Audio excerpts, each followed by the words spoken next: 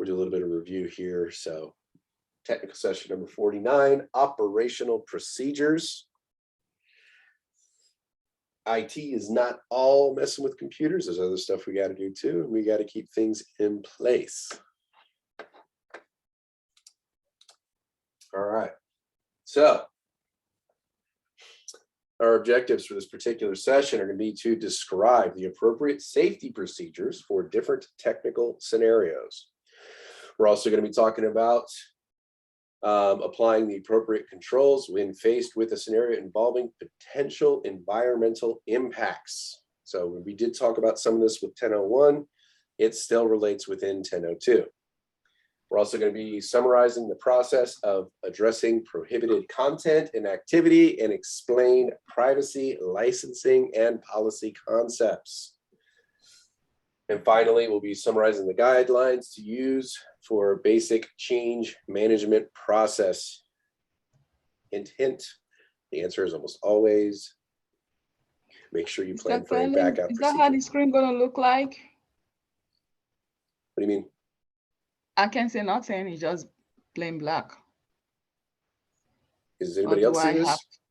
No, nothing is in there. I can't see your face. I can't see anything. Okay, you might need to drop out and come back in real quick because others are able to see it if you're okay. No problem. No problem. So just log out, log back in. You should be able to see it. Okay, let me leave the Zoom and come back. I will delay for 30 seconds. So, BSMs we want to keep in mind teamwork. As we all are aware at this point, IT is definitely a team sport.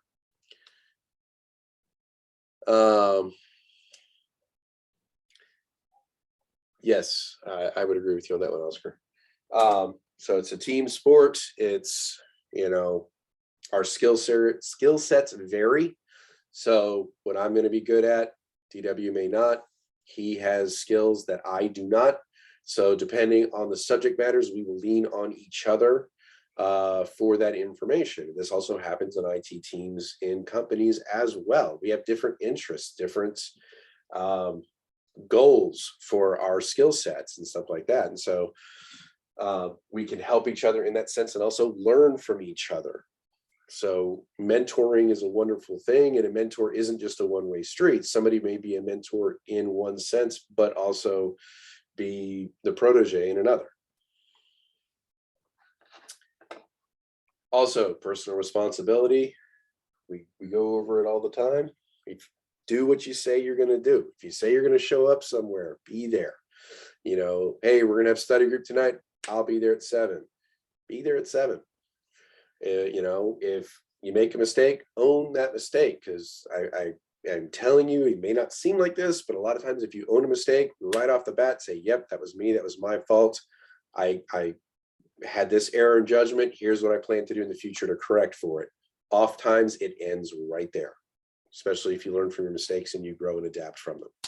But also own up to the good when it comes time for reviews and raises and bonuses. Like, hey, I am personally responsible for you guys increasing your efficiency by 25%. Be your own advocate, be your own cheerleader, because nobody's going to really do that for you. So we need to speak up for ourselves and, and let them know, hey, I do bring value to the table. Here is what I bring. Based off the statistics, the observable metrics, this is what I bring to the table. So that falls under the personal responsibility as well.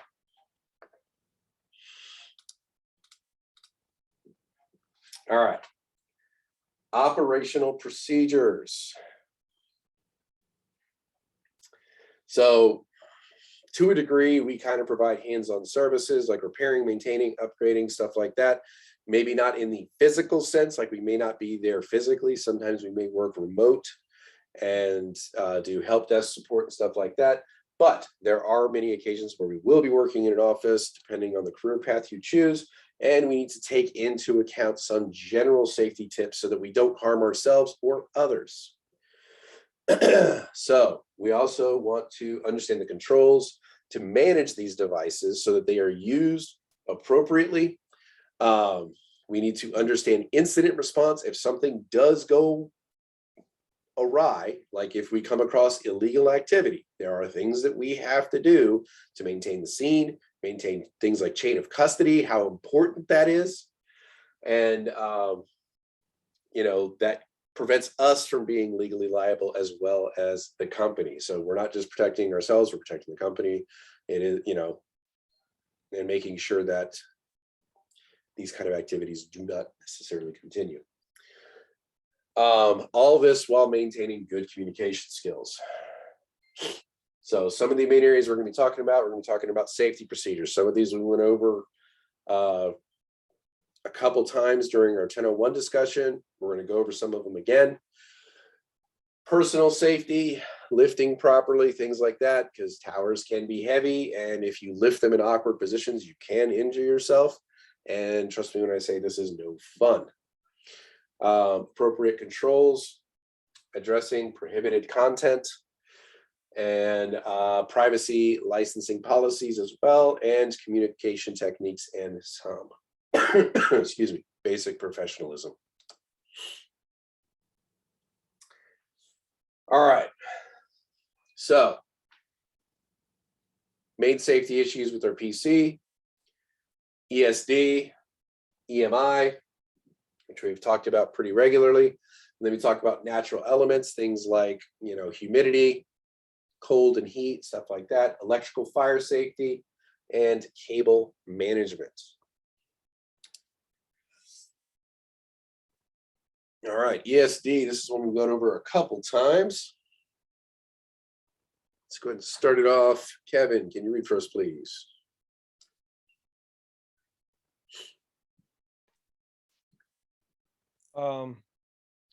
Electrostatic discharge. Wait, where am I reading up to? Am I reading the bullet point, like everything? Yeah, go ahead and read everything. This is basically a good review for us from 1001. Electrostatic discharge. Electrostatic discharge, ESD, is one of the most dangerous risks associated with working with computers. Not only does ESD have the potential to damage components of the computer, but it can also injure.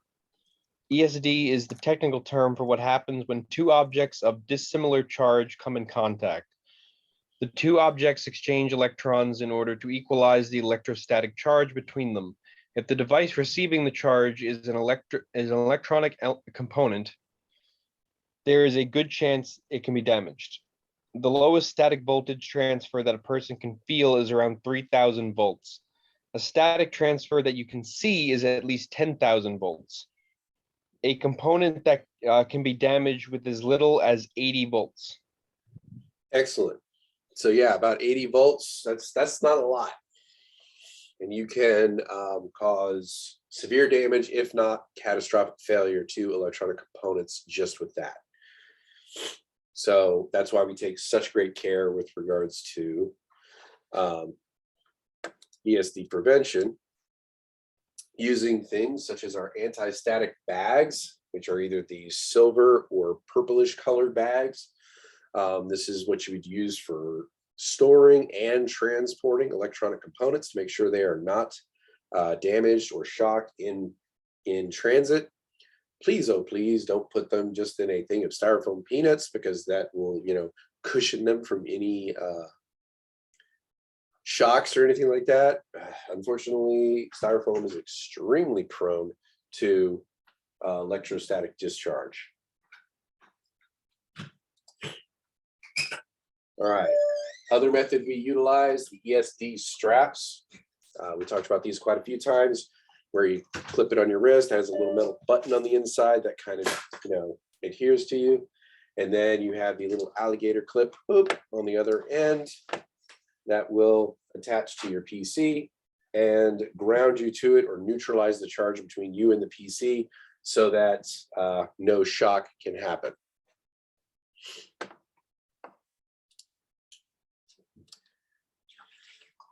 Also, ESD mats is another way we can do this, where it basically serves the same purpose as the ESD bracelet, but instead of grounding yourself to, the frame, you're grounding yourself to the mat.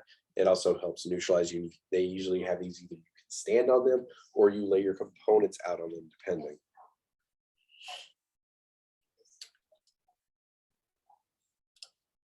All right. Self-grounding. This would be the method of last resort if you have no other option. And this would be essentially, if you have a component in your hand, you would, lay your other hand on the frame of the computer to try to ground yourself out before you would try to install it.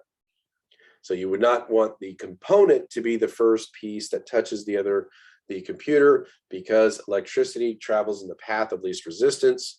So you want that to be another part of you, like your arm or your hand, that is not holding the component, and then you can try to install it. If you're going to hand off a component to a coworker or something like that,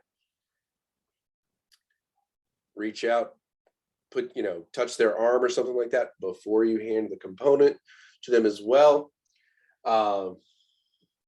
There's another way that they do this by keeping it plugged in, but do we ever reach inside of a computer when it's plugged in?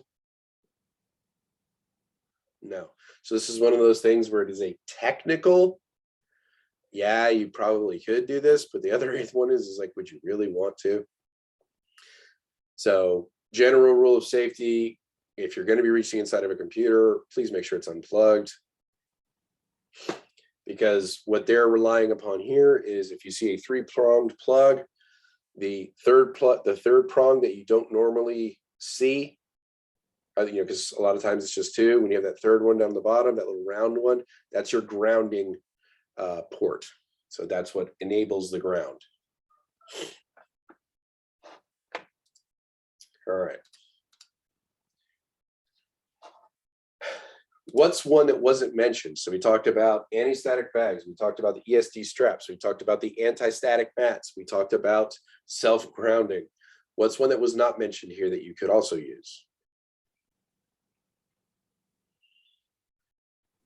Gloves. Gloves, anti-static gloves. These are specialized gloves meant for this purpose. And if we're talking about servers, the racks use what are called grounding rods, which are, bars of metal that go down into the ground and ground the server racks as well. So I would remember that one. I did receive a couple questions with regards to grounding rods, and that would be specifically with server racks. But yes, gloves, excellent choice.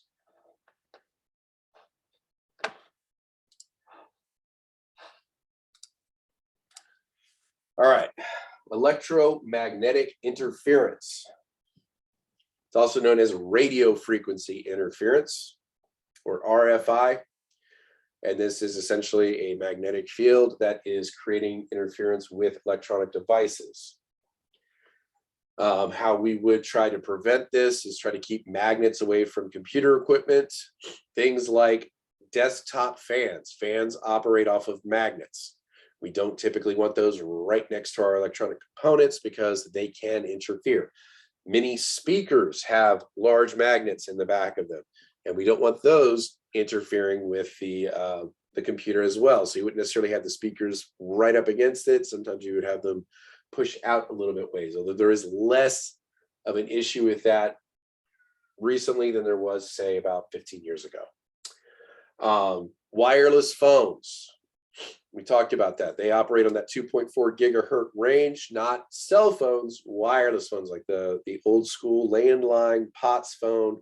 That's wireless. It operates generally at that 2.4 and can interfere if you have your SOHO router or a wireless access point near it and it's operating off that bandwidth. It can interfere with the transmission, or if it's in between the router and you. So if I have my router in my bedroom, in my living room, I have a wireless phone, and then I'm trying to receive internet in the kitchen.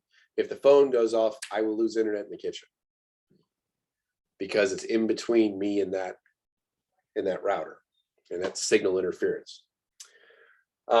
Microwave ovens, same deal. So if you're in an office setting and they centrally locate the break room or lunch room or whatever, And normally you get a good signal from the wireless access point, but around lunchtime, you have a certain group of people like that are on the other side of the lunchroom complaining that their internet keeps dropping. It's likely everybody's in the lunchroom warming up their lunch in the microwave, and it keeps interfering with the signal.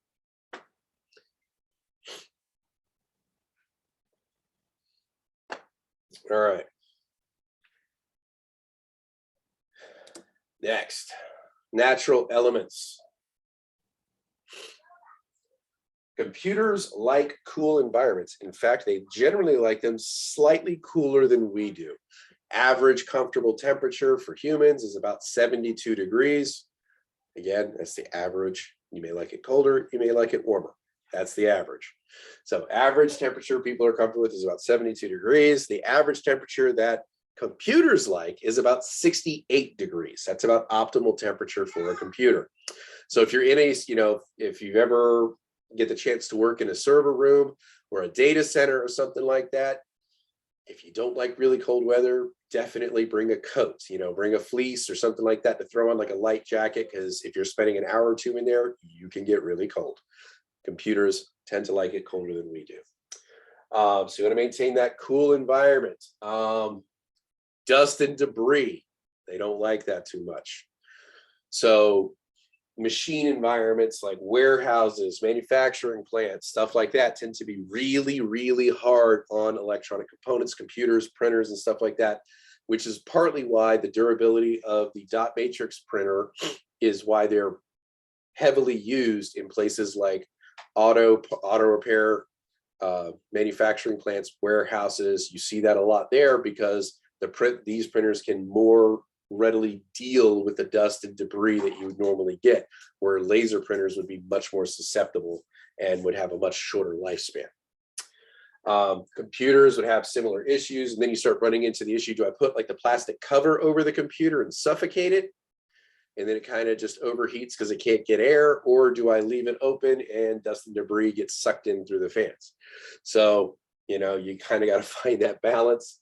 Filtration systems if you want, things like that to try to keep it clear of dust and debris. The first one's kind of a no-brainer. Keep liquids away from the computer.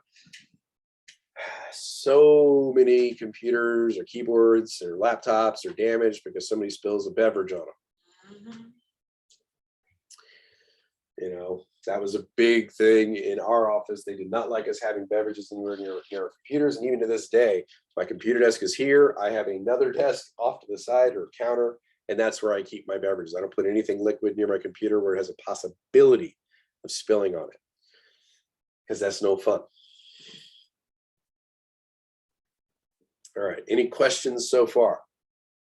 Kind of straightforward, a little bit of a review, right?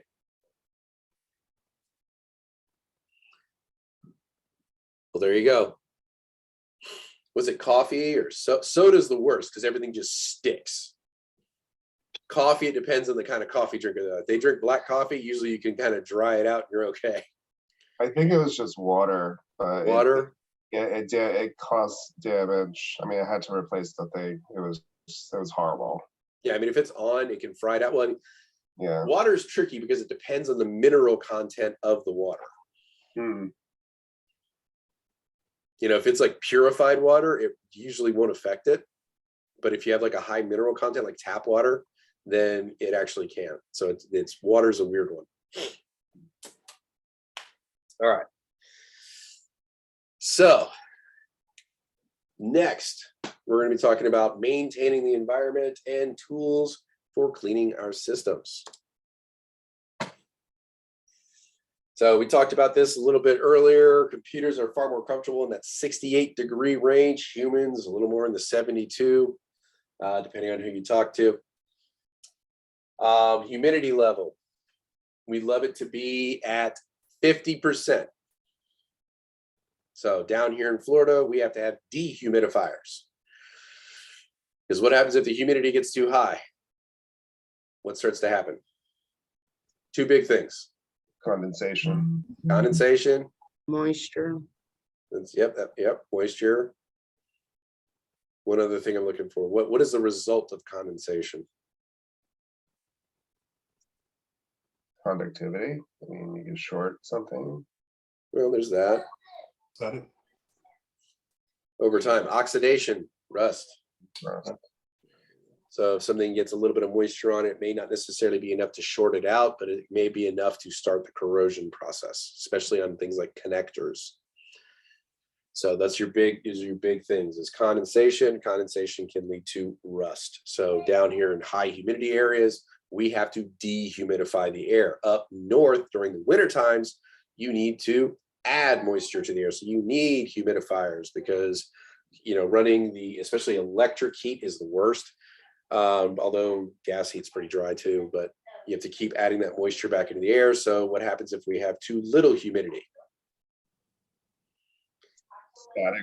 Static electricity. So we have a higher possibility of electrostatic discharge. So happy medium, we want to be around 50%.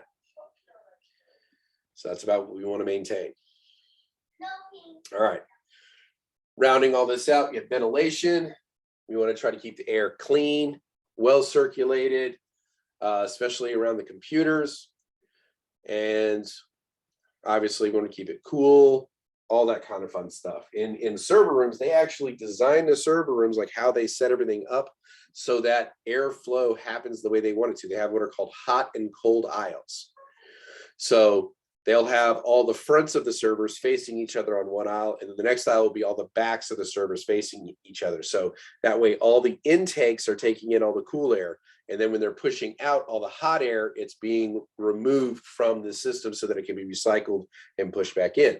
That way you don't have one set of servers pushing out hot air and that hot air getting sucked into another set of servers and it being extremely less efficient. So they actually set up airflow and design the server room so that it's hot and cold aisles to make it as efficient as possible. All right. So tools for cleaning our systems. We went over this as well in 1001. The two main things you would use to clean out a computer, you would have compressed air, pretty inexpensive, thing to get. It blows all the dust and debris out of there. I do recommend wearing safety glasses if you do not wear regular glasses, because all kinds of dust and debris come flying up out of there. So that's a pretty inexpensive tool to have on hand pretty regularly. The other one, if you do this a lot, they have specialized vacuums that you can get, and they are set up so that they do not create an electrostatic discharge when sucking out those pieces. But even with this, you do need to be careful so you don't damage components by bumping into it or brushing up against it, stuff like that. So you still need to be kind of careful a bit. All right.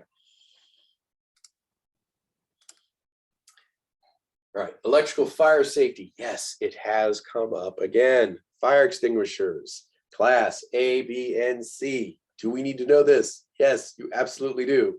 I guarantee you'll get a question on 1001 and 1002 on this. So class A, wood, paper. It's usually a canister with a pump on it. It has water in it. Class B, flammable liquids. It's typically some type of foam. So this is going to be for like kerosene or oil fires, things like that. Class C, electrical fires. This is going to be a non-conductive powder meant to put out electrical fires.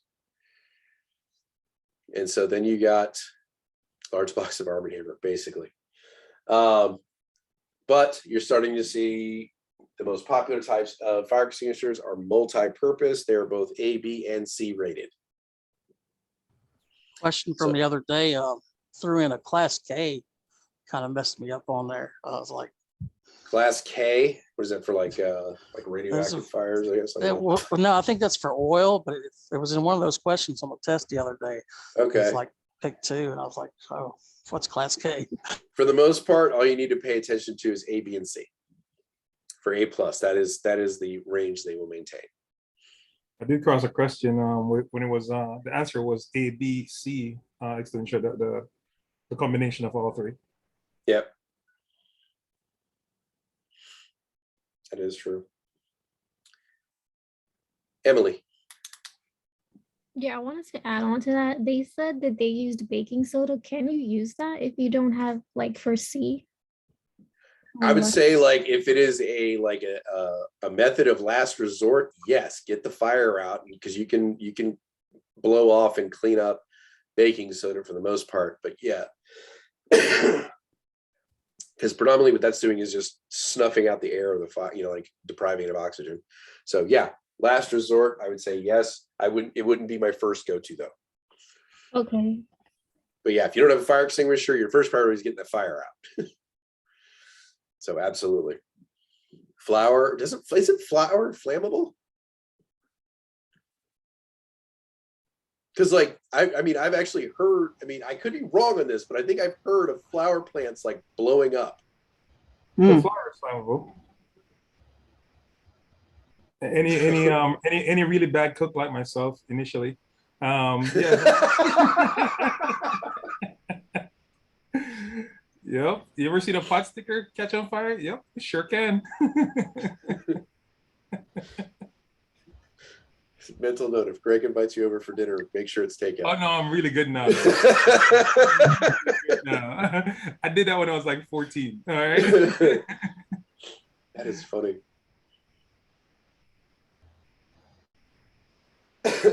So yeah, A, B, and C, please know the difference. Although real life, usually it's a combination of the three. But good point, Emily. I appreciate you bringing that one up. I like that. All right, cable. What's up? No, I'm just reading this stuff. Sorry. Okay, so cable management. This is a big one. Greg can probably tell us all about it. We don't want our server rooms looking like a spaghetti bowl. Like when we come in, if we come in to do work on somebody's server room, we don't want it to leave and it just look awful. We want to make sure everything is nice and neat. Hold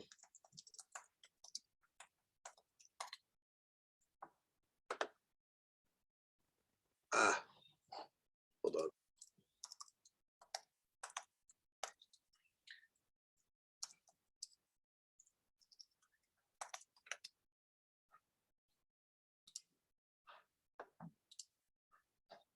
We don't want our server rooms looking like this. So I mean, look at this. This is all bad cable management. So would you want your server room looking like this or like this?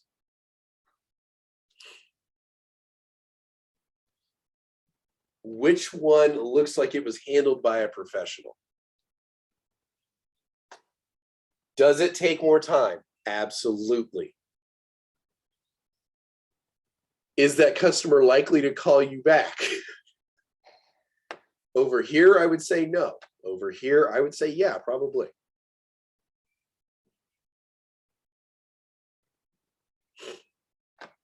So, I mean, you can see some of these are like absolutely terrible.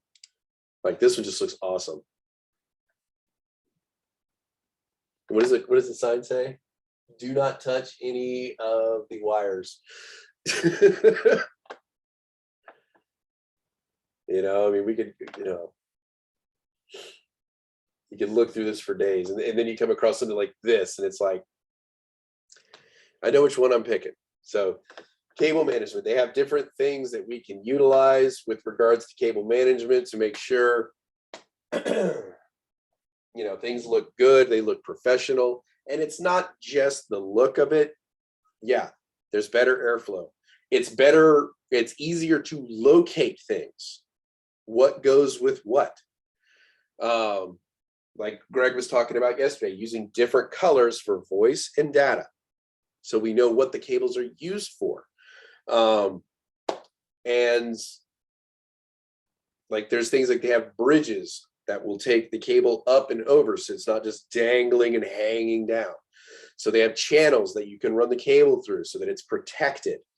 The big one is don't run cables along the floor because that's a tripping hazard. 1, 2, you don't go, oh yeah, I got this, and then run duct tape over the top of it to keep it, down where it is. maybe less of a tripping hazard, but that cable's not going to last very long because every time somebody steps on it, it's creating a little bit of damage on that cable. So over a very short period of time, that cable will become very unusable, or it will start to have shorts, or it won't, you'll have intermittent connection issues or what have you. They have like floor channels that you can put out that will protect the cable. You run the cable inside it, and you can roll over it with a chair or a cart or step on it. It's not going to damage the cables, and it's not a tripping hazard. So take a little extra time, manage your cables, make sure your environment looks professional. And if, one, your boss will notice it. Two, if you're going to somebody else's facility, they're definitely going to notice if you don't. They may not necessarily be like, you know what? JR had the best cable management I ever saw. So that's the problem with it, though, unfortunately, is they're not likely going to call you up and be like, you know what? You have the best cable management I've ever seen. But they are likely to call and say, like, man, it looks like a spaghetti bowl in there. Like, what have you done to my server room? So it's, unfortunately, in that sense, it only ratchets in one direction. But we want to try to maintain a professional environment. We want to make sure that we, keep things neat and organized. So cable management. Questions on that? All right. Personal safety. So we don't want to injure ourselves or others. It's no fun. Some of the most important ones we're going to be going over is disconnect power before repairing PC, which I find this one odd because that is in direct contradiction to the previous one where they said self-grounding, which is leaving it plugged in. I opt on the side of caution and go with the make sure it's disconnected before you work on it. Remove jewelry, because you can create a short. You can create a connection between two components unbeknownst to you, causing them to be damaged, things like that. They can snag on things. It's just better to remove it. If you have rings and you don't want to take your rings off, gloves can cover rings and make it a little safer for you and the components you're working on as well. Lifting techniques and using the appropriate tool for the appropriate job. My brother has a saying, any tool is a hammer if properly applied. This does not work in IT. We need to use the correct tool for the correct job. So, pretty straightforward. Never attempt to remove a case, open a case, or reach inside that case if the power is connected, if it's still on and connected to a power source. Don't do this. It is dangerous. Removing jewelry, as we talked about, gold, other metals, good conductors. And the example they use here is a gold chain or something around your neck, hits a capacitor and sends all that voltage up through the chain into your neck. Not fun. So please take the time, any dangling jewelry, especially if you don't want to take rings off, wear anesthetic gloves.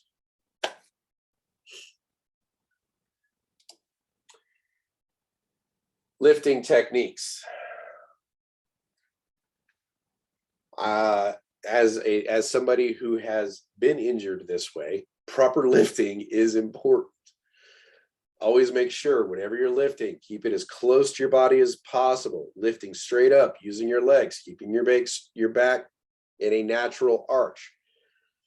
Don't twist while carrying something heavy or lifting something heavy. These are things that you want to keep in mind. And the reason we keep it close to our body, we want to keep it, that helps with our center of gravity, helps with balance and not overstraining certain muscles. So carts, when possible, push the cart instead of pulling it. Use a cart instead of lifting something if you have one. It just makes things easier.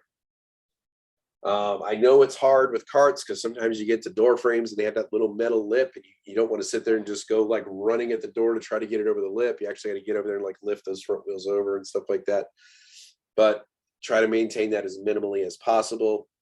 If you're hauling a lot of stuff on a cart, use 2 people to move it.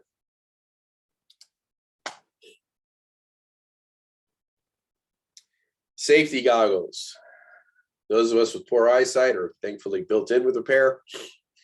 If you wear glasses, but if you do not, please try to protect your eyes, because like we were talking about with the compressed air, if you blow out, a bunch of dust and debris comes up, gets in your eye, no fun. Can actually be very painful. And then if you're going into certain places, like if you have to go into a crawl space, if you have to go into a drop ceiling to run cables and stuff like that, there's insulation, there's dust, there's mold, all that kind of stuff.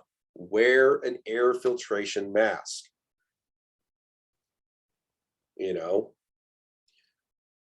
especially if you have respiratory issues like asthma or something like that. Please make sure you wear a mask if you have to go anywhere where there's going to be a lot of dust, a lot of molds, debris, stuff like that. A lot of buildings, especially older buildings, New York City being a big one, still have asbestos insulation in them. So you do need to be very careful. All right. Any questions with regards to personal safety? It's all kind of a good bit of it's common sense, right? And just don't do anything crazy. You know, just try to protect yourself, especially your back. Once you injure your back the first time, it's never the same. So unfortunately, you can't wind the clock back on that one. All right. See, we're already halfway through. All right. Appropriate controls, safety documentation, handling toxic components, and managing power. This is a big one. So safety documentation, MSDS, or material safety data sheets. Every chemical you have in the office, you need to maintain a notebook with all of the MSDS sheets on it. This goes over everything with regards to these chemicals. What do you do if there's a spill? Are there any environmental hazards that you need to be aware of? What is the melting point of it? What is the flash point? When will it catch fire? What are the potential health risks? And it seems silly, but this goes down to hand lotion that somebody may have on their desk. You need to have an MSDS sheet on it. It also has a list of ingredients in it because people have allergies. And you may need to know what is in these chemicals that may have reacted to them. So any chemical, no matter what it is, like, you know, I kept in like a rescue inhaler at my desk. They had to have an MSDS sheet on it. You know, coworker had, you know, just a small bottle of lotion, had to have an MSDS on it. Any medication you're keeping on hand, anything like this. The only thing the MSDSs don't really have is the freezing points. Don't know why. I guess because it's highly unlikely that you're going to have a flash freeze. But fires would definitely be a possibility for flash point and melting point. So MSDS sheets, I would remember this.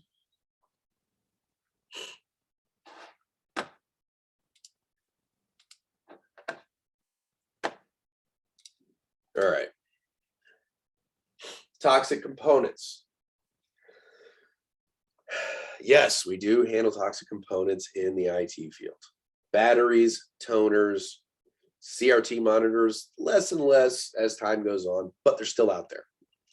CRT monitors do have a lot of toxic chemicals within them.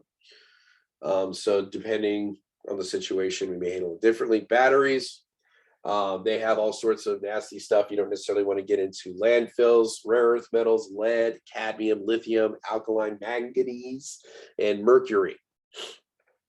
So Depending on the types of batteries, you may not just be allowed to throw them in the trash. They may have to go to a battery recycling center. There are many places set up to do this. I know like places like Best Buy, Home Depot, Target, you know, they all have battery recycling bins in their buildings. So you can just take them with you as you go there, drop them off, and then they will get them to a recycling facility. And it's not ending up in a landfill. Those little button batteries, they're the worst ones. And they're the most prominent that people will just toss in the trash because it's like, oh, it's just little, it's no big deal. But they have the most toxic chemicals within them. All right. Toner cartridges. This is an item that definitely should not be thrown away. However, most companies that provide toner give incentives for you to return them and allow them to refill them. So when you buy toner, they essentially have a box that you can pack it right back into, mail it back to the manufacturer. They have like a subscription service for most of them. And then, you know, you get a, you know, it's not really a rebate, but I guess you pay a premium when you buy it. And then they discount it when you return it, kind of like auto parts stores. When you get an auto part, there's what's called a core charge, where it'll be an additional $85 on the battery. When you bring your old battery back in, they give you the $85 back to make sure that it's recycled properly. Similar instance maybe with toner cartridges. CRT monitors, we talked about them having toxic chemicals in them like arsenic, beryllium, cadmium, chromium, mercury, nickel, and zinc, all kinds of fun stuff. So the deal with CRT monitors is if they are intact, you can recycle them. If they are broken, it's actually a hazmat cleanup. So there actually would be a hazmat phone line where you should call and figure out what you need to do with the parts and pieces so it can be disposed of properly and not get all that chemical like leaching into a landfill or something like that. Questions so far?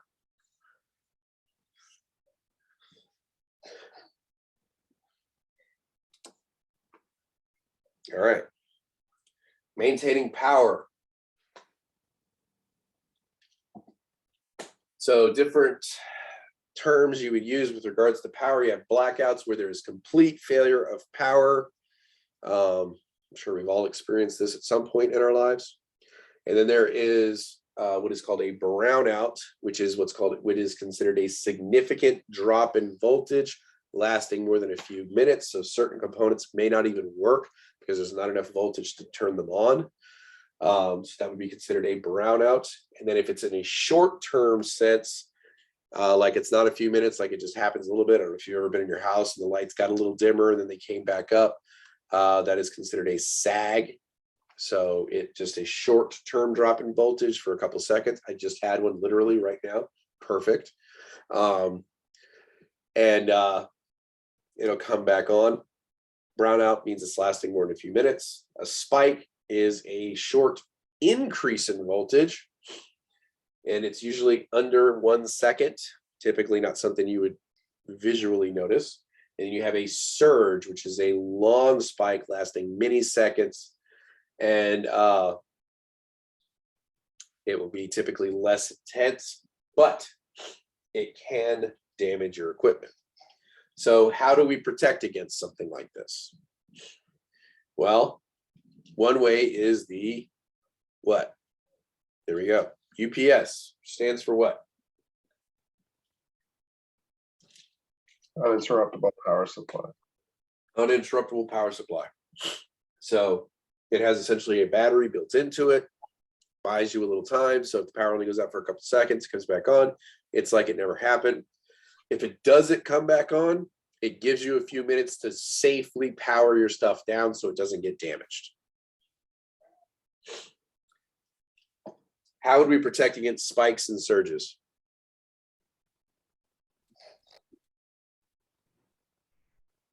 Surge protector. Surge protector, there you go. Now, this may come as a shock to you, but not all power strips are surge protectors. So just because it's a strip with that little switch on it does not mean it's a surge protector. Surge protector is a very specific thing. Many UPSs have surge protectors built into them, but you need to make sure what you're using is not just a power strip, but also has surge protection built in if you're using just the strips. All right. So the two ways we just talked about: battery backups, which gives us our UPS, the uninterruptible power supply, and then the surge suppressor or surge protector, which kind of either will trip a breaker in the surge protector or will help level it out.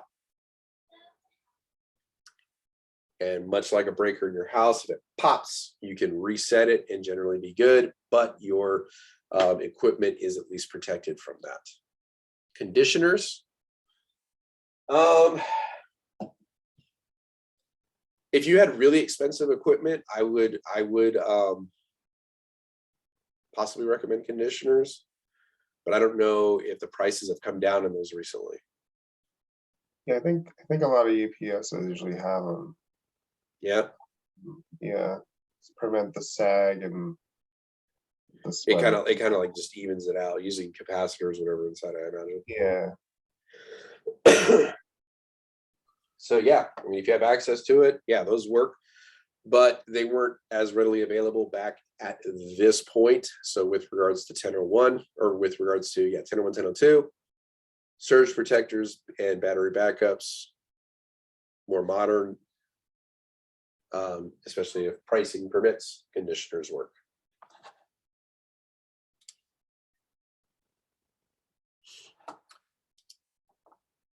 All right.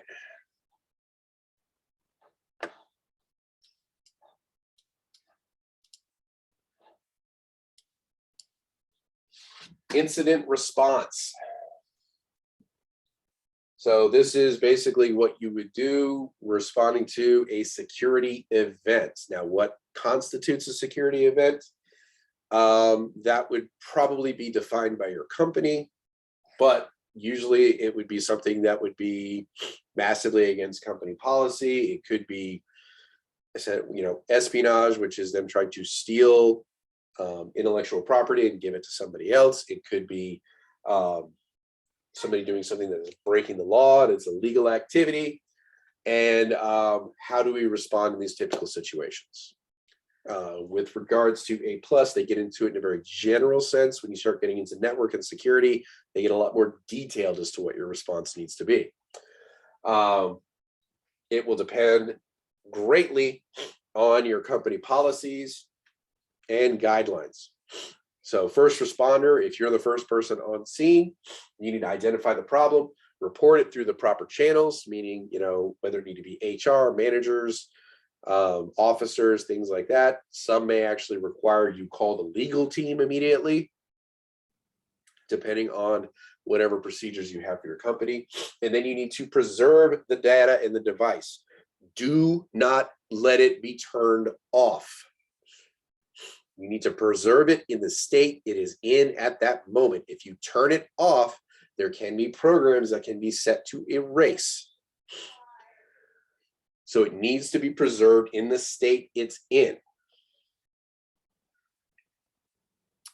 Documentation. Start taking pictures of the scene as it is, with as minimal interaction or interference as possible other than taking pictures.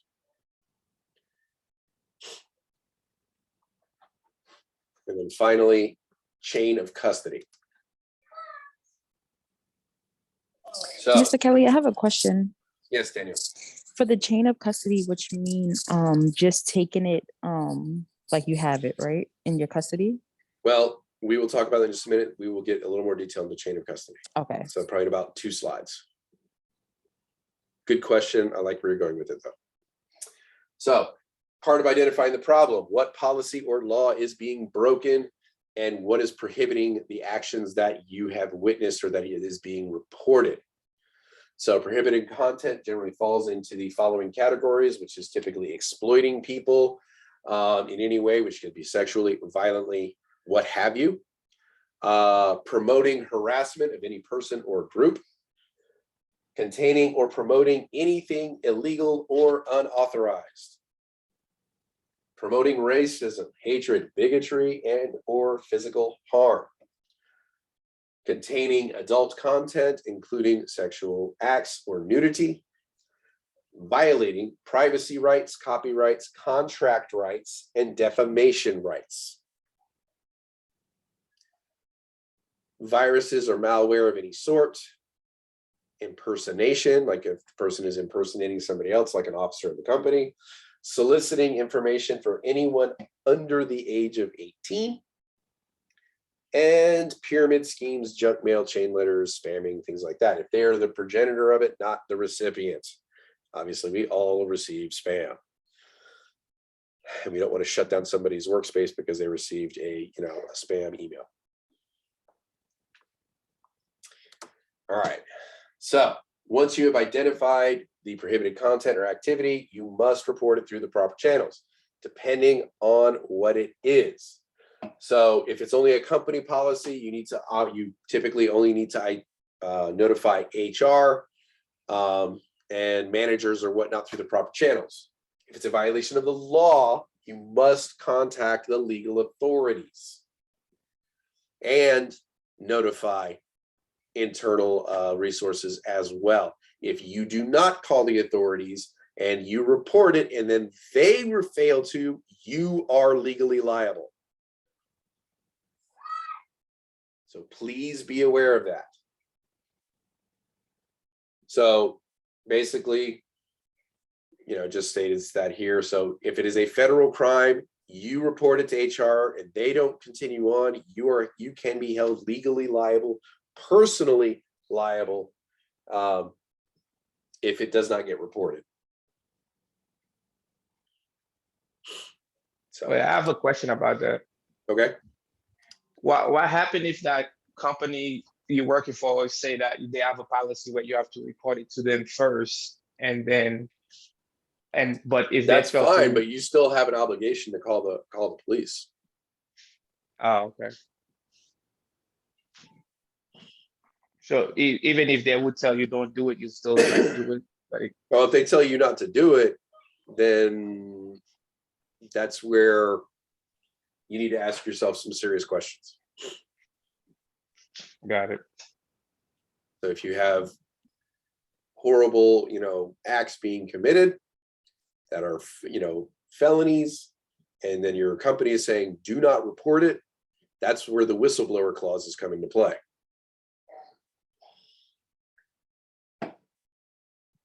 So yeah, ethics also comes into play on this as well. So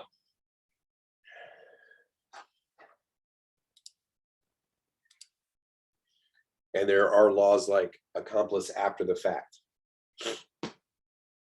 And that's usually what would happen if you fail to report it, and then it becomes known that you were aware. So data and device preservation. Whatever is discovered needs to be preserved in its current state until it is turned over to the appropriate authority. And doing this may require you to commandeer the equipment or the flash drives or what have you, up to essentially a network server. Until someone in a position of authority relieves you of the responsibility, you must preserve the data on that device in the state in which you discover it. If you're unsure how to proceed, you should immediately contact your supervisor. And because knowing what to do when something is discovered is something which may not come naturally to everyone. So hopefully your company has included this in their incident response plan, or IRP. Please remember that acronym, incident response plan. You may also be responsible for creating the incident response plan for your organization. So you may be the one coming up with the rules on how to handle these situations. There are plenty of good resources online where you can kind of look and see what other people have done and kind of model yours after that. So it's not like you would be reinventing the wheel, creating it, but you could see what would and would not fit for your organization and build upon some previous ones that are out there.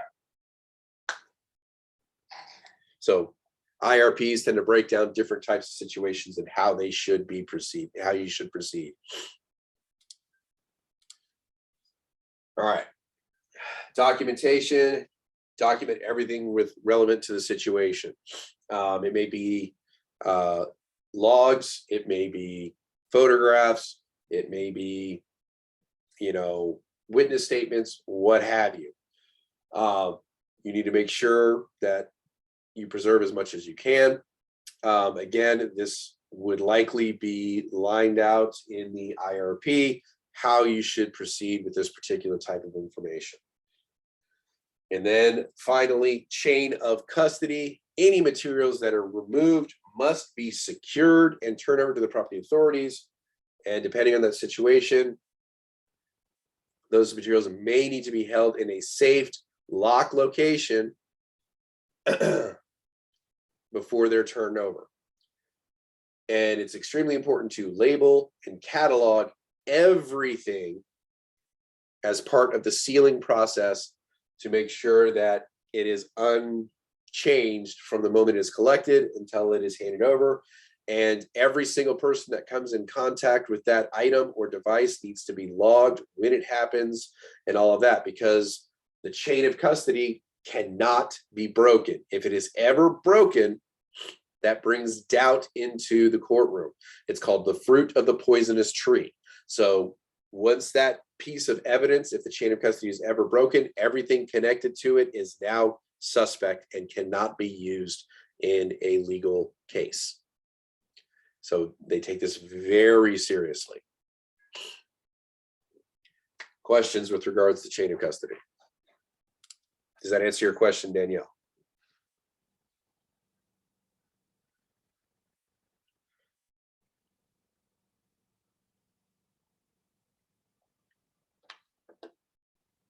Right.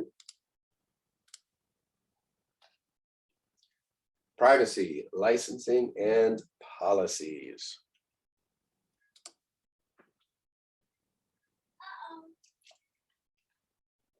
All right, so managing software licenses. So operating systems, all that stuff generally have some form of licensing agreement, and you typically have to agree to their terms and conditions, which is the EULA or the end user license agreement. This says what you're allowed to use the software for, what you're not allowed to use the software for. If you violate this, they have the right to revoke your license and end your ability to use it at any given time.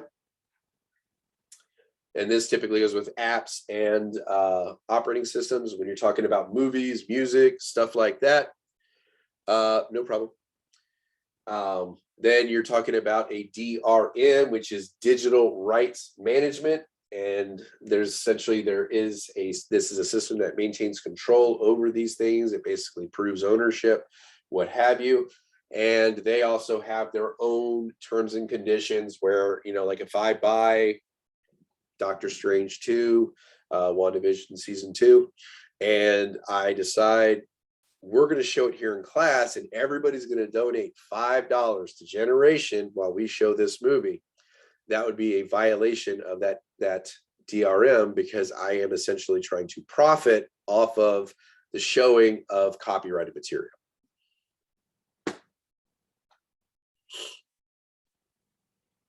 So that would be something I would actually have to get pre-approval from them to do.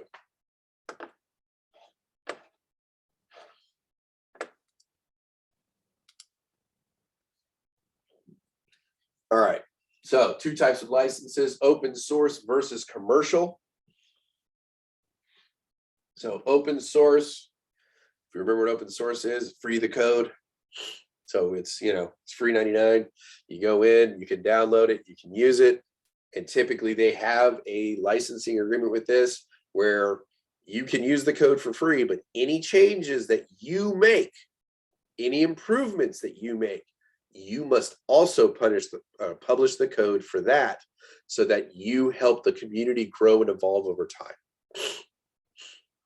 So that would be an open source license agreement.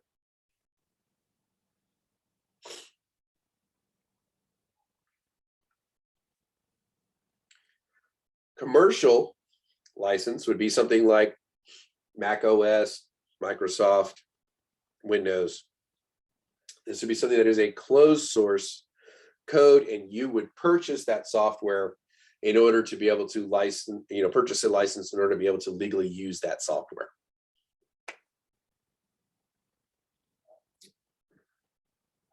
Typically, the difference between the two is open source. You're in control of it. Whatever happens with it, you need to be the one to handle it, all that kind of fun stuff.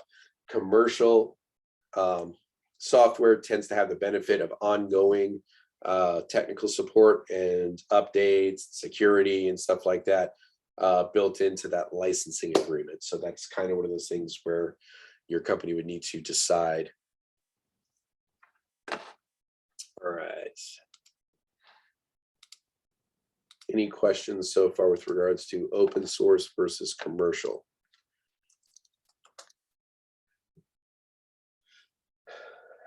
All right. Personal license versus enterprise license. Personal license basically is me. I bought a new computer. I want to put Windows on it. So I buy a license for Windows. They hand me one license. They say, okay, it used to be you could use it on up to 2 to 3 computers. I think now it's usually only one. Somebody please correct me if I'm incorrect on that. It's been a while since I've bought Windows. And then there's the enterprise license, which can go one of 2 ways. You buy them in bulk. So they may buy a batch of 150 licenses. And then they would use these individual licenses, per machine, not necessarily per employee. So it could be per machine. Also, it could be per active user. So say you have 2,000 employees, only 500 of them are active typically at any given time online. You may only purchase like 700 or 800 licenses because at any given time, only 500 to 600, and give yourself a little bit of a buffer, may be active at that time. Does that make sense? So there may only be 1 or 2 being active at that moment. They may be on different machines, but they're only active at these times.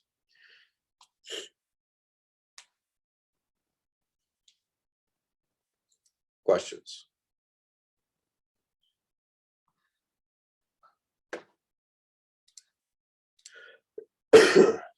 All right. On to the other fun stuff. I have a question. Sorry. When you buy the Microsoft Windows 10 and everything, are you the administrator? Are you the global administrator? Or are you just a regular administrator? I would assume you're just a regular administrator. Global administrator would likely be speaking about a domain. Oh, okay.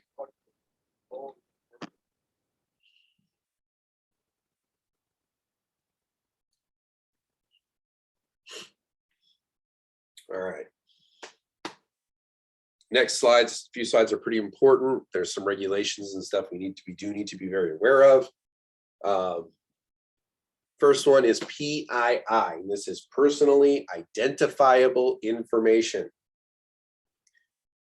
This is typically the types of information that can be used to steal someone's identity. So it'd be like addresses, birth dates, social security numbers, things like that. It's something that can be used to identify you uniquely from other people. Could even be names.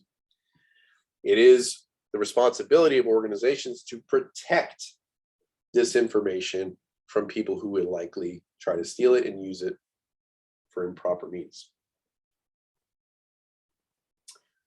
And a lot of times they will ask you if it's okay if they share your personally identifiable information with other people, for the purposes of data mining and advertising and things like that. So, you'll notice if you sign up for certain things, they may say that.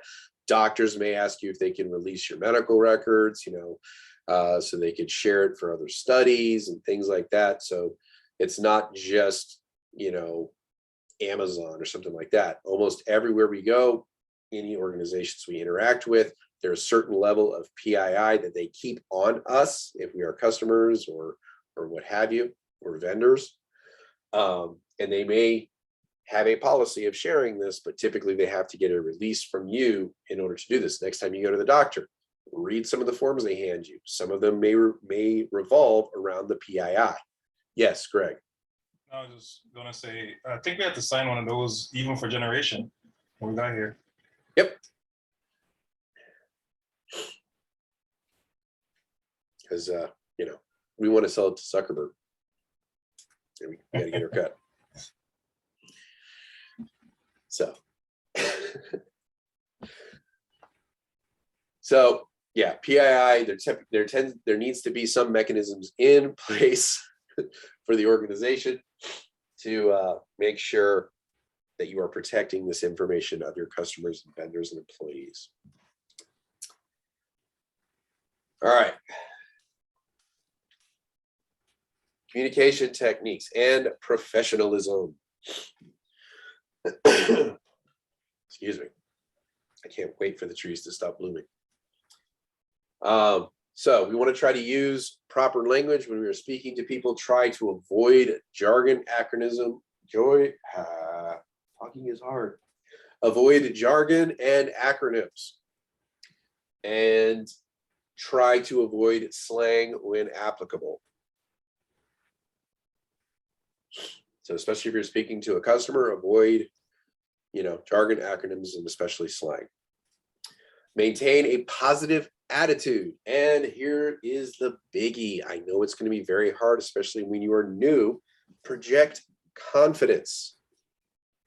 Because if you're timid or if you sound unsure, they are far less likely to trust whatever diagnosis you give them. Like if somebody calls in and says, you know, hey, I got all these problems going on with my computer, and you're like, I restarted?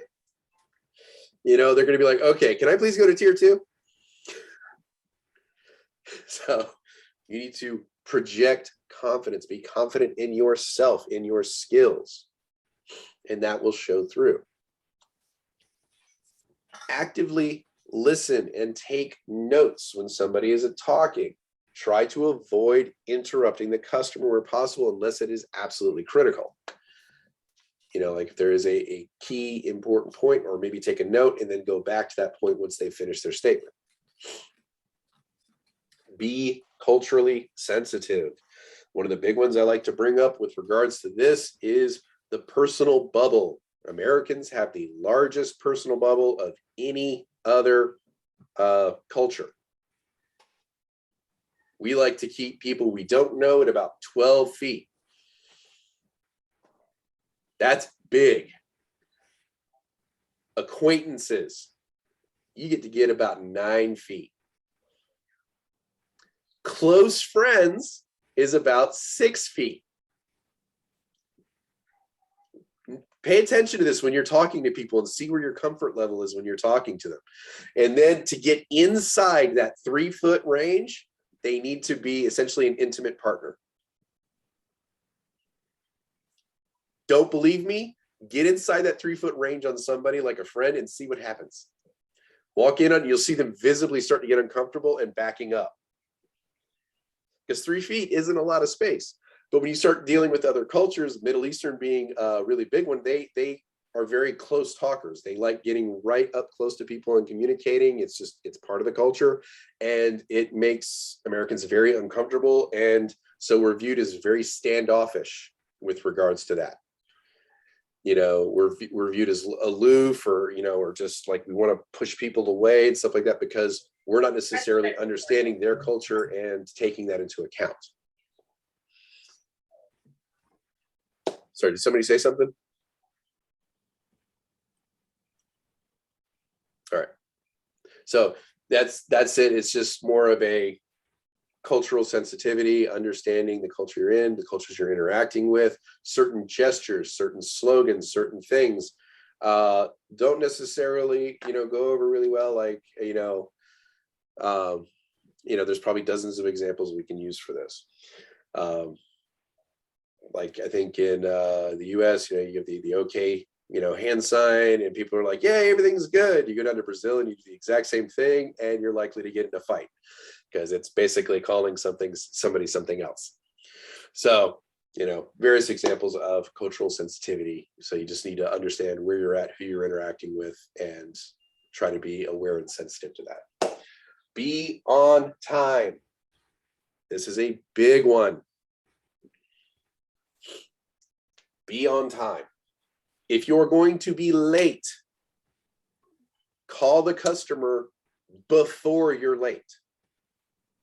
When I was in transportation, I often told my drivers, if the customer calls me first, we failed. I don't care if you are 2 minutes away, you can see the building and you're at a red light. Call. Say, hey, I'm right here. I just wanted to let you know I'm only a couple minutes away. It puts them at ease, like, oh, thank you. You appreciate my time. So if you're going to be late, contact the customer the moment you know you are not going to make it on time. And that needs to be before your projected arrival time. Try to avoid distractions. Please do not take personal calls when you are on a business call. If you are there helping a customer, please try to avoid taking personal calls. This generally does not go over well. I hope I don't need to mention, don't go on your Facebook or Instagram, printer repair selfie.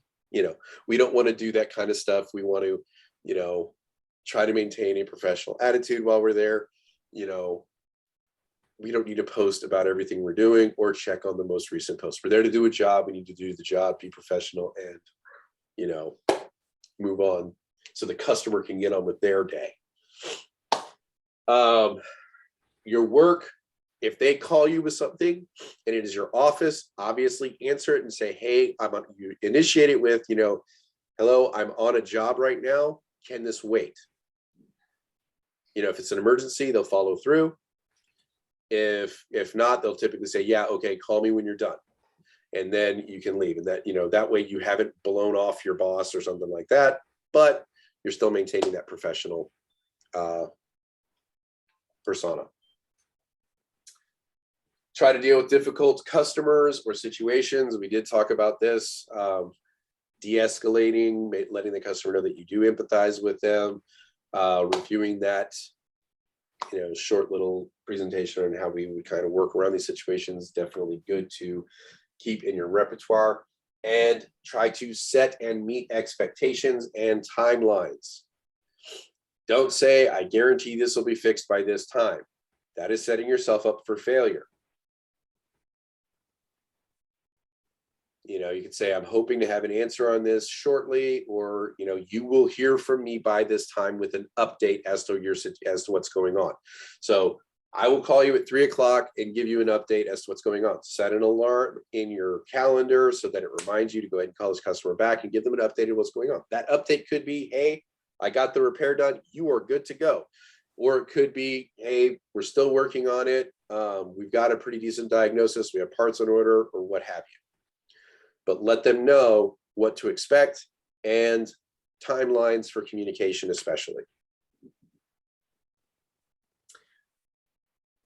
And when you come in contact, because this does happen, when you come in contact with customers' private materials or confidential materials, we need to handle this appropriately. If they have, if you have to go to HR and repair something and they have a spreadsheet with everybody's bonus on it up on the screen, we don't want to go scrolling through and see what our bonus is going to be, or our boss or our coworker. We want to, get up and politely ask him, hey, can you please close, save and close any critical material? Don't look at it.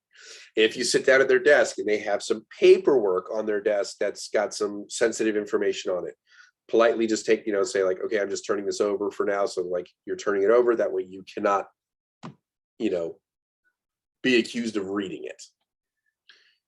So we need to treat it as if it is important, and, don't be nosy.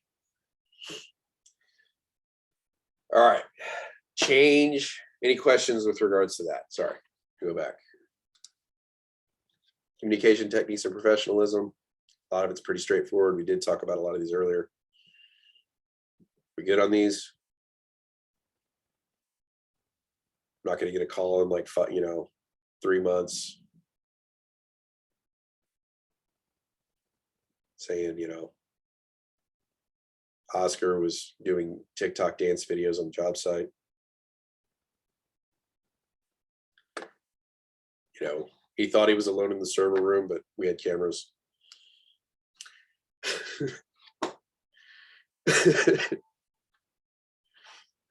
You brought up TikTok, man. I'm just saying.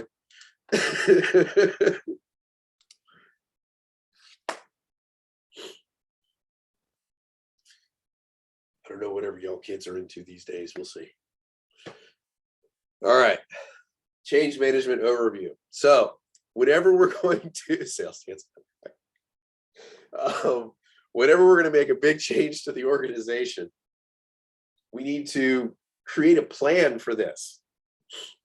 You know, it's not going to be like this class where we just kind of guess what we're going to do every day. No, there's got to be a plan. You actually got to set this up and be like, okay, here's what we need to do. So this is what we need to accomplish. To a degree, this is like project management. You're like, okay, I need to, you know, update all the computers in the company from Windows 10 to Windows 11 over the next quarter. How am I going to go about doing this? So you need to establish a plan. You know, I will do X computers, you know, on this week, X computers on this week. So you can break it down into smaller, more manageable chunks.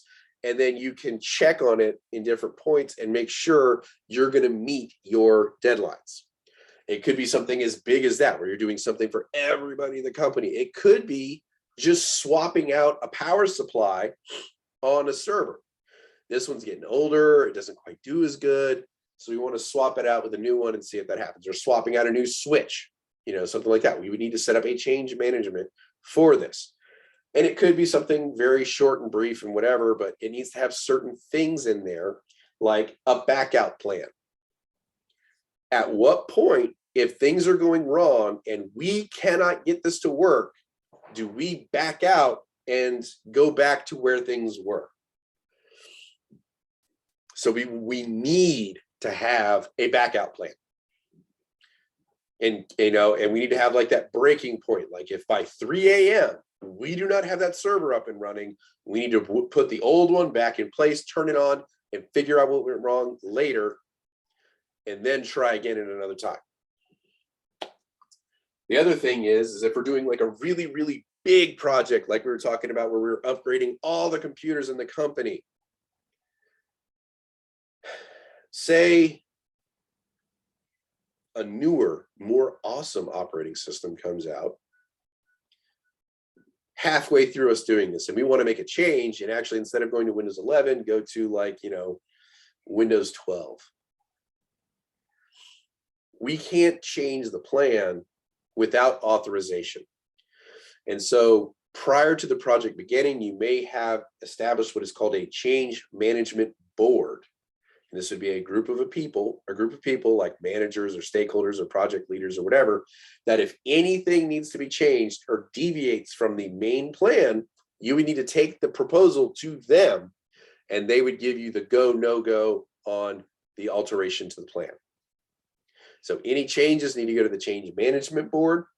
Before any plan begins, we need to have a backup plan in case things don't go right, so that we can go back to at least where we were. Does this make sense?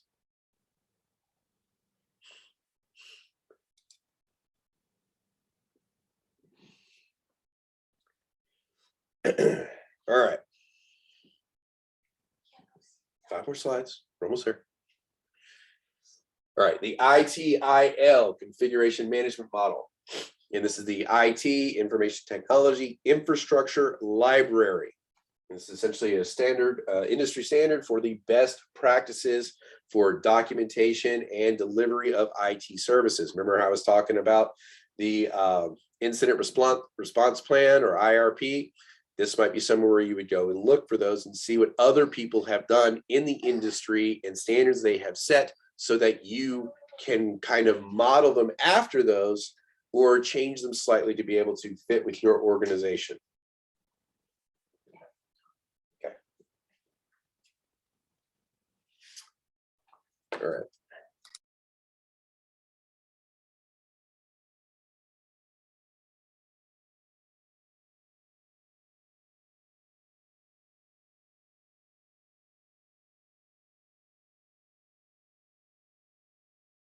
He wants to give you a hug. Okay. Everybody.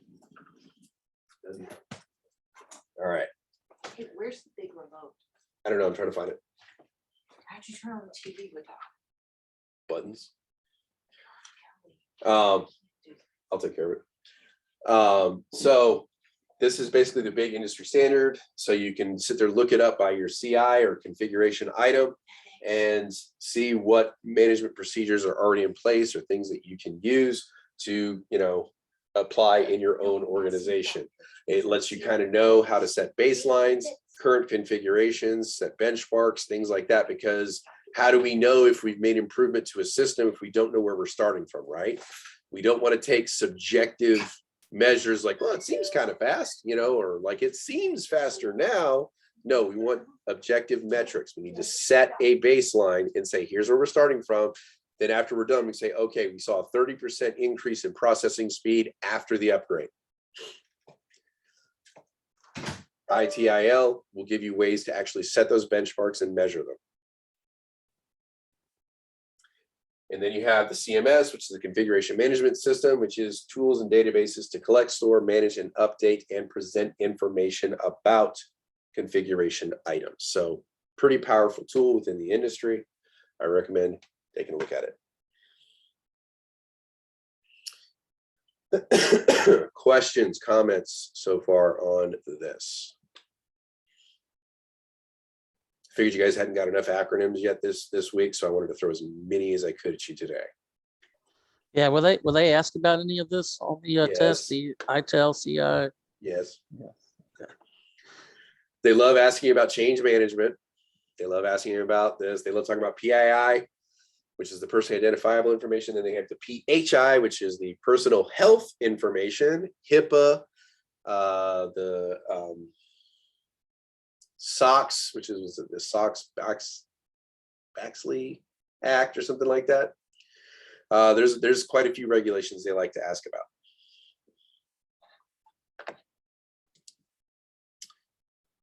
It was the PCI DSS, which is the payment card. It's something that has to do with credit cards. I can't remember the acronym at this moment, but I'll look it up. But yeah, knowing that we see PCI DSS, that is specifically for payment cards.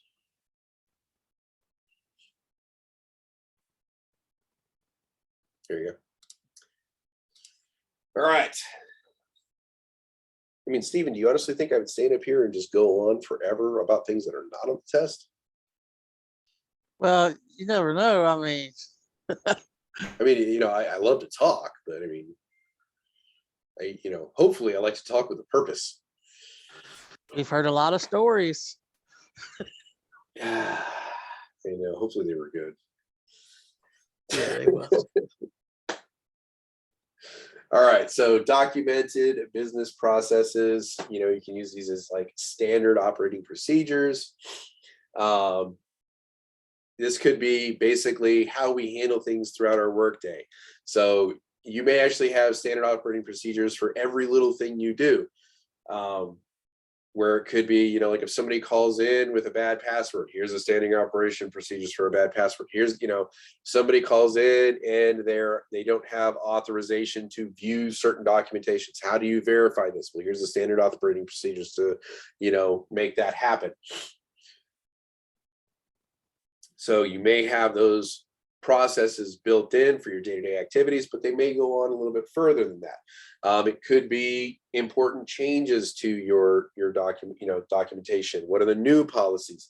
How do we determine when we need a new employee? What sort of training policies do we have in place? Sometimes they're really good, sometimes they're really bad.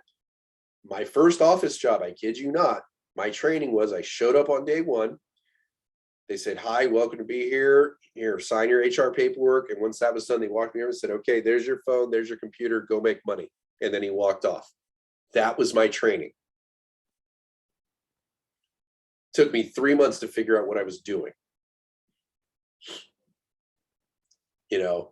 That was an example of very poor training. And then there was another guy who was hired on basically the same day I was. About 6 months later, he and I got together and created standard operating procedures for everything we did so that the next person that came in, we could say, okay, here's a notebook. If you don't know what to do, look it up in here. and it'll tell you, how to do what you need to do. And so, and that was how we started that process. The company now is a lot better. They have a more structured training process, but back then it was a small company and it was just kind of like, yeah, here, go do this. So, all right, questions?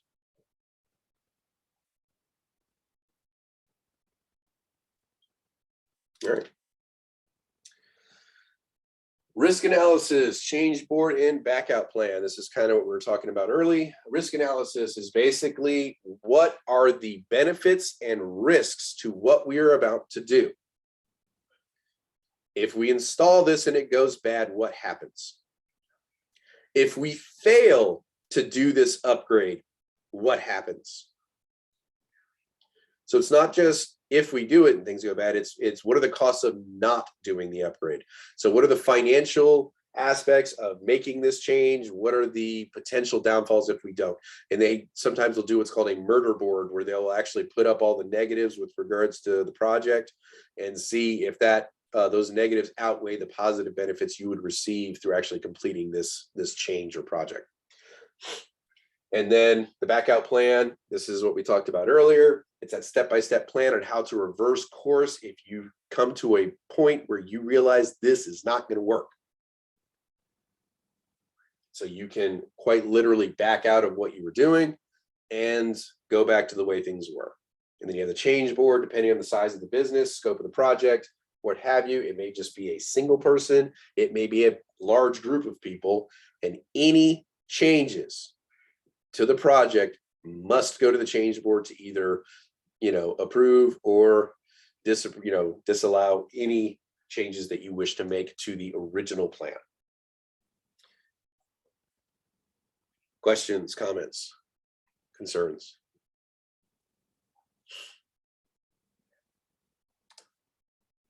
All right. So change management best practices. These are some good ones to kind of keep in mind. Ensure there is a separate document for each system, server, and network in your organization. Use the ITIL for configuration management. If you are understanding, or if you start to realize there is a need for a change, you need to document what that need is. Why do we need to do this? Why are we going to risk disrupting our business to do this? So you need to document the need for the change.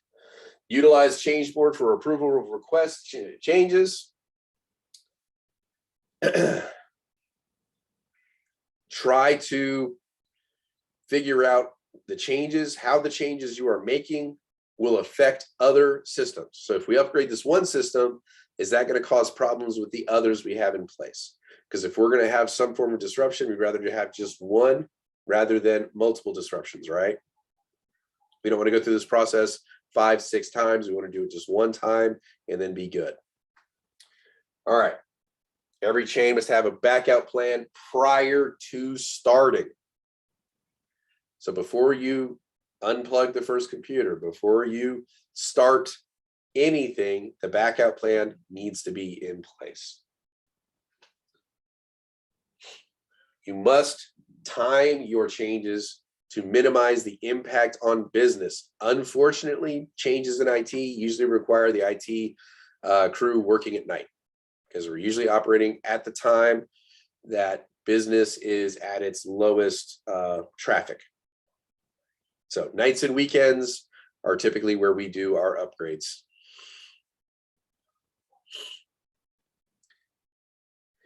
Once the changes have been implemented, you need to assess what you did. You need to figure out what went well, but didn't go so good. What would be done differently the next time you do it? And then this would go into your knowledge base for the organization, so that people who are, a month, a year, 5 years from now can look back, see what you did that worked, see what you did that didn't, or say a month from now, things start to happen or go wrong, they can look back and possibly figure out that root cause.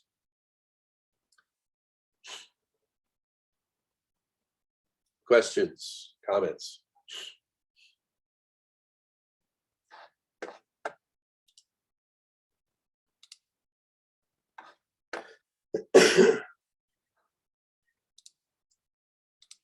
All right. With that, we should now be able to describe the appropriate safety procedures for different technical scenarios, apply some appropriate controls when faced with some of these scenarios with regards to environmental impacts, summarize the process of addressing prohibited content, what qualifies as prohibited content, explain privacy, licensing, and policy concepts, and then summarize guidelines for using basic change management. Questions, comments, concerns?